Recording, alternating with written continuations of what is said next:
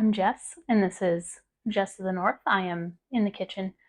Today we're going to be talking about mushrooms. I did have to shut the fan off on the mushroom tent because it's kind of noisy. We'll get to the mushroom tent in a minute.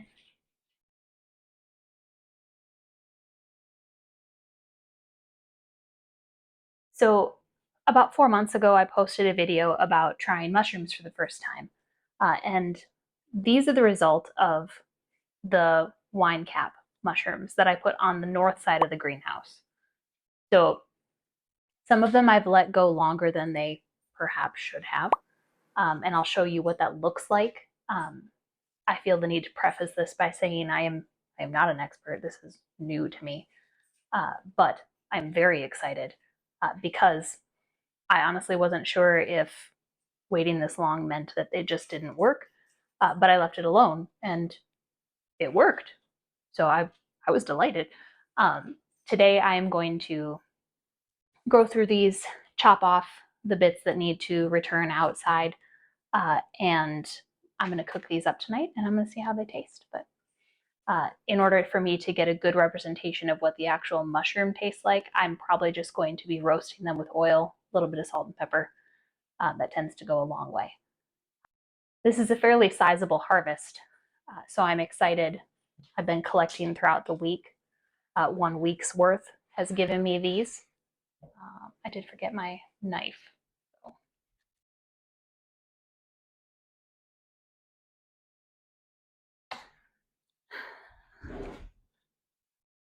So I mentioned that your mushrooms could be left a little bit too long. And let me show you what I mean by that. So your mushroom should look a little bit like this. You can see he's detached from the stem, so I can see the gills underneath. But so he's started to release spores. That's not as pronounced, like this guy is also like a good time to harvest.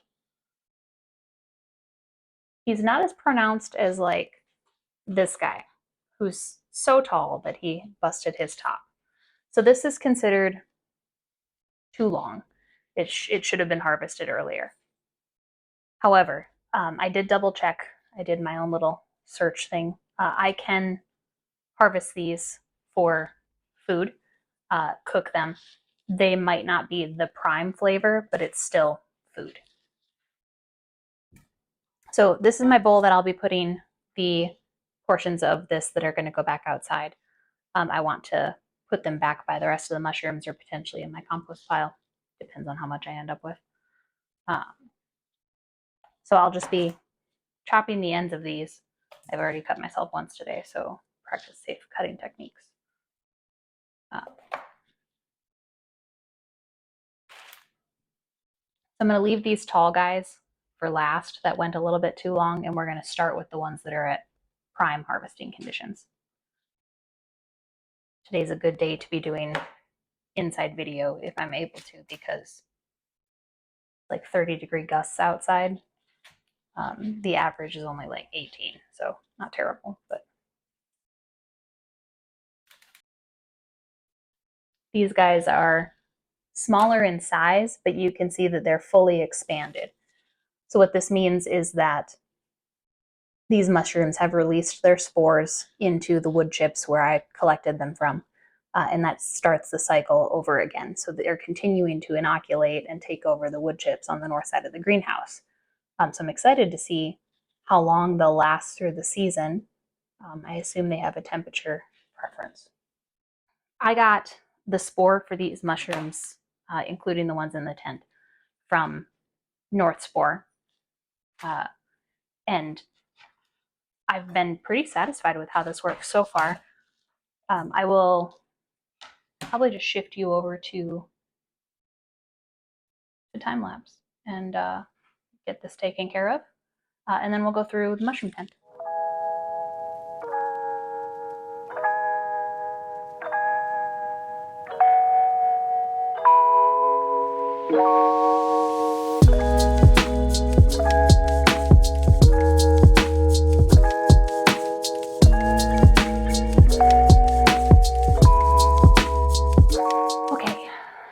So I chopped off the ends on all of those. I'm not entirely done in that I want to chop these up into smaller pieces before I roast them. But I did want to show you some differences that I noticed, because I think that the main thing I'm trying to get across to you is the things that I observe. And I hope if you notice something that I have missed, to put that in the comments so that I can learn from that as well. So some of the things that I noticed that thought were interesting is this little guy looks different from his friends in that he was most in sun. He only got morning sun, but I would say that this looks quite a lot like he got a little bit sunburnt. I'm still intending to eat him because he looks delicious, but isn't it neat what a different color he looks? This one is much smaller than his friends, but he's also not fully opened underneath. So all of the mushrooms that have fully opened like this have released their spore back into the environment that I pulled them from. Best eating time is going to be somewhere around these stages. And you can see that some of these are really small and some of them are pretty big. But the biggest one I found, which is clearly way past his prime, we won't hold that against him though. Look at him. The size of my face.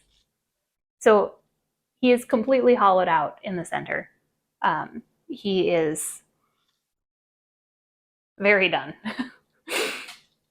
He might not be the best eating. I am tempted to fry up pieces of him on his own just to see how he does, because that would be interesting, I think. I'll probably do that as a fun experiment. But the rest of his friends are going to be diced up into smaller pieces, and then I'm going to toss them in the oven. The pan I'm intending to cook them on, I'm actually currently using to cook some squash, so I can make some squash bisque later. But yeah, that's the red wine caps that I put in 4 months ago.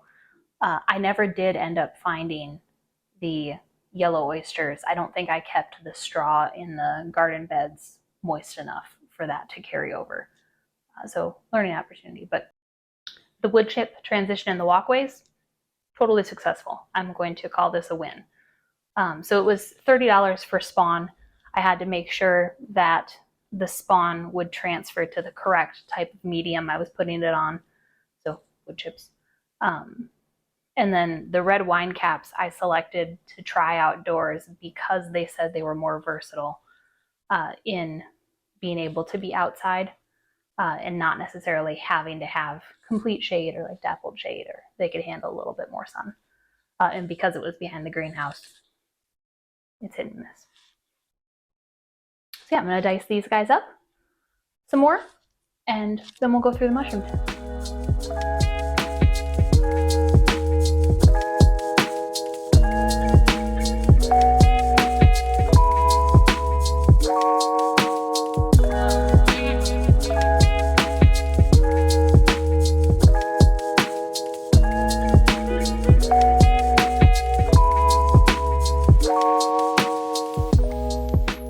I ordered my mushroom tent through North Spore.